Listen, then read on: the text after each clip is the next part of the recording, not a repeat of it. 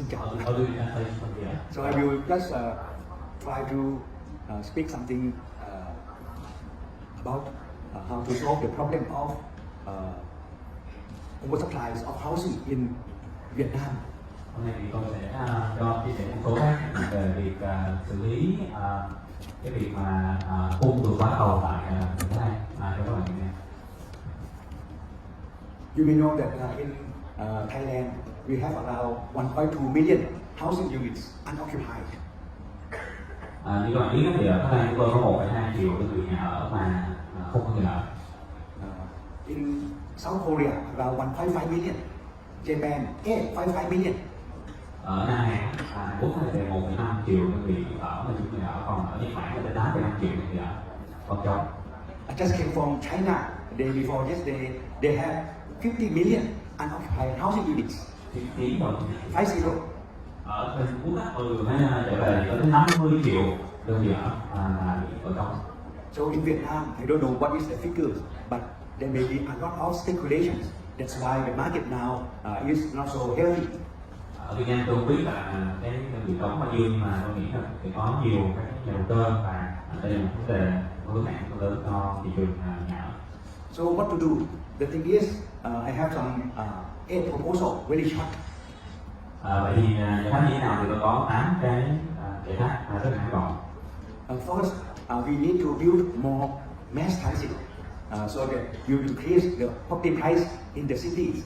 Maybe we can have concession for privatization or private sector to help build mass transit system in Hanoi or Ho Chi Minh City. Trước hết thì ta cần xây dựng cái từ vận chuyển, cái giải pháp vận chuyển để ở các thành phố lớn, và chúng ta cần có những chính sách hỗ trợ cho các cái doanh nghiệp tư nhân để tham gia phát triển việc vận chuyển công cộng. These private or public and private partnerships will help us a lot in boosting the economy and housing for people.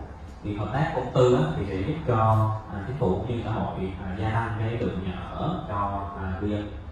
Second, we need to build more high density development inside the city. Thứ hai, chúng ta cần xây dựng nhà ở cao tầng ở trong các thành phố lớn. You see in Hanoi or in Bangkok, we are very low density, but very overcrowdedness. Very overcrowdedness. We have a lot of small houses, but very low density, but overcrowdedness. Như các bạn thấy là ở Bangkok như Hà Nội thì có rất là nhiều nhà tầng và cái thành phố nó bị rất là đông với cư dân. So at the train stations, mass transit stations, if we allow them to build very high, maybe we can boost more for our economy. Như vậy thì tại các cái điểm tàu thì chúng ta có thể cho các xây nhà rất là cao tầng, thì như vậy chúng ta sẽ nâng cao được cái lượng cung hàng nhà cho các thành phố lớn. Number 3 is that because people possess their property, they do not want to sell, so we need to encourage them to sell. So I propose some property tax. Và có nhiều cái nhà đầu tư là họ giữ cái tài sản lâu mà họ không bán. Như vậy thì tôi có cái giải pháp là chúng ta cần phải có cái thuế bất động sản. In the US, they tax them 1 to 3% every year, 1 to 3% of the property price every year. But in Hanoi, maybe in Vietnam, maybe we start at around 0.2 or 0.5% of the market price. That should be ample amount. Ở bên Mỹ thì cái thuế bất động sản nó từ 1, 2, 3% của cái giá trị bất động sản mỗi năm, còn ở Hà Nội thì tôi biết cái gì 0.2, 0.5% cái gì bất động sản ở Việt Nam thì đó. This will encourage them to sell their properties. They do not hold it, and with the transaction, the economy will grow up. Như vậy thì có cái thuế này thì sẽ khuyến khích được mọi người bán bất động sản và giao dịch bất động sản nhiều hơn, thì như vậy thì bên ta mới có thể có sự phát triển được. So, the fourth one is about inheritance tax. Inheritance or estate tax. Cái thứ ba là cái thuế chuyển nhượng cho người thân á, và chúng ta nên có cái thuế chuyển tài sản cho thế hệ sau này. Say if you give the property to your children or something, you may be taxed, say maybe around 10%, and that money can be used for developing our economy. Thì ví dụ như là khi chúng ta chuyển được cái tài sản lại cho con cái chúng ta thì nó có thể đánh thuế khoảng 10%. Như vậy thì tiền này có thể được dùng để phát triển thị trường. So the fifth one is you need capital gain tax when you sell properties. If you earn say $1 million, you should pay tax for around $100,000 or maybe 10%. This is to encourage. This is to have money for our country to boost our economy. Thứ năm là chúng ta nên có cái thuế đánh vào cái giá trị gia tăng của việc đầu tư bất động sản. Thì ví dụ như chúng ta bán bất động sản chúng ta lời 100.000 đến thuế 10%, như vậy chúng ta tạo ra cái nguồn thu. These measures will help discourage people to just hold their properties without taxing anything. If they were taxed, they will have to buy or sell, and this will boost the economy. Nếu mà chúng ta có thuế thì chúng ta không thể khuyến khích mọi người mua bán bất động sản được, chúng ta không tạo ra doanh nghiệp được, và nên thế chúng ta bị chậm lại. On the contrary, number 6 is that we need to reduce loan interest rate. Say now maybe around 12%. Maybe if we can reduce 1 or 1.5%, it will be good help. Ở mặt khác thì chúng ta cần phải giảm cái lãi suất cho vay nhà hiện tại, lãi suất chúng ta từ 2% có thể nên giảm lãi suất khoảng 1.5%. I heard that the loan interest rate may be 12% and the deposit interest rate may be 8%. So if we can keep loan interest rate 8%, but the deposit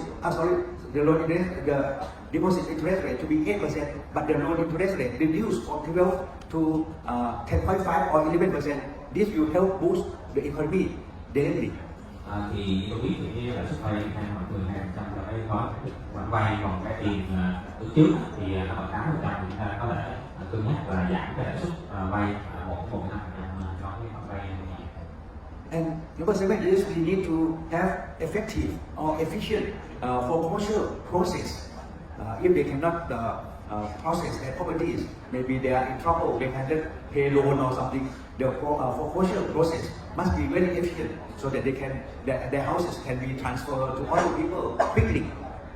Thứ bảy chúng ta cần phải nâng cao cái tính hiệu quả nhanh chóng trong cái việc cái quy trình mà mua bán bất động sản. Thì cái quy trình nó hiệu quả nhanh chóng hơn thì giúp cho người mua bán nhanh.